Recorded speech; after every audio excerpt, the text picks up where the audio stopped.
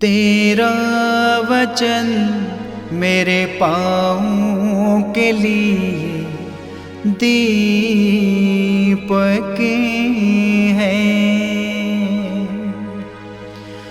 और मेरे मार्ग का उजियाला है। तेरा वचन मेरे पाँवों के लिए दीपक है। 6 जनवरी पहला पाठ संत योहन का पहला पत्र अध्याय 5 पद संख्या 5 से 13। कौन संसार पर विजयी है?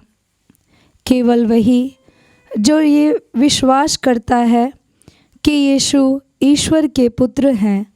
यीशु मसीह जल और रक्त से आए हैं, ना केवल जल से बल्कि जल और रक्त से। आत्मा इसके विषय में साक्ष्य देता है, क्योंकि आत्मा सच्चाई है। इस प्रकार ये 3 साक्ष्य देते हैं, आत्मा, जल और रक्त, और तीनों एक ही बात कहते हैं।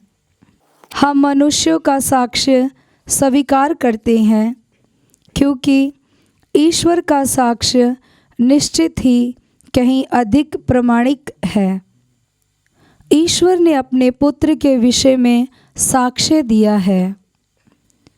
जो ईश्वर के पुत्र में विश्वास करता है, उसके हृदय में ईश्वर का वह साक्ष्य विद्यमान है। जो ईश्वर में विश्वास नहीं करता, वह उसे झूठा समझता है, क्योंकि वह पुत्र के विषय में ईश्वर का साक्ष्य स्वीकार नहीं करता। और वह साक्ष्य ये है, ईश्वर ने अपने पुत्र के द्वारा हमें अनंत जीवन प्रदान किया है। जिसे पुत्र प्राप्त है, उससे वह जीवन प्राप्त है, और जिसे पुत्र प्राप्त नहीं है, उससे वह जीवन प्राप्त नहीं है।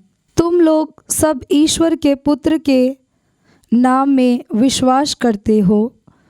मैं तुम्हें ये पत्र लिख रहा हूँ, जिससे तुम ये जान जाओ कि तुम्हें अनंत जीवन प्राप्त है। ये प्रभु की वाणी है। ईश्वर को धन्यवाद। भजन अनुवाक्य। हे यरूशलेम, प्रभु की स्तुति कर। हे यरूशलेम, प्रभु की स्तुति कर। हे यरूशलेम, प्रभु की स्तुति कर। हे सिय्योन, अपने ईश्वर का गुणगान कर। उसने तेरे फाटकों के क्षण दृढ़ बना दिए। उसने तेरे यहाँ के बच्चों को आशीर्वाद दिया। अनुवाक्य। हे यरूशलेम, प्रभु की स्तुति कर। वह तेरे प्रांतों में शांति बनाए रखता और तुझे उत्तम गेहूं से तृप्त करता है। वह पृथ्वी को अपना आदेश देता है, उसकी वाणी शीघ्र ही फैल जाती है। अनुवाक्य। हे यरूशलेम, प्रभु की स्तुति कर। वह याकूब को अपना आदेश देता और इस्राएल को अपना विधान और नियम बताता है। उसने किसी अन्य राष्ट्र के साथ ऐसा नहीं किया। उसने किसी को अपना नियम नहीं सिखाया। अनुवाक्य। हे यरूशलेम, प्रभु की स्तुति कर। जय घोष। हालेलुया। अनुवाक्य। हालेलुया।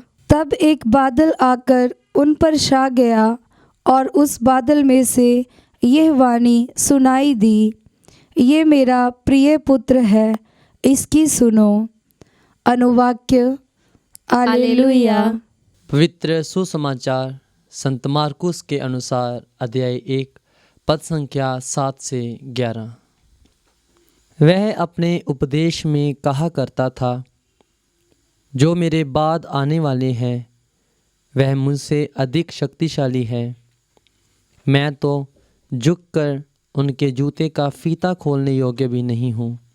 मैंने तुम लोगों को जल से बपतिस्मा दिया है, वह तुम्हें पवित्र आत्मा से बपतिस्मा देंगे। उन दिनों ईसा गलीलियों के नाजरत से आए। उन्होंने यरदन नदी में यूहन्ना से बपतिस्मा ग्रहण किया। वे पानी से निकल ही रहे थे कि उन्होंने स्वर्ग को खुलते और आत्मा को कपोत के रूप में अपने ऊपर आते देखा, और स्वर्ग से यह वाणी सुनाई दी, तू मेरा प्रिय पुत्र है, मैं तुझ पर अत्यंत प्रसन्न हूँ। यह प्रभु का पवित्र सुसमाचार है।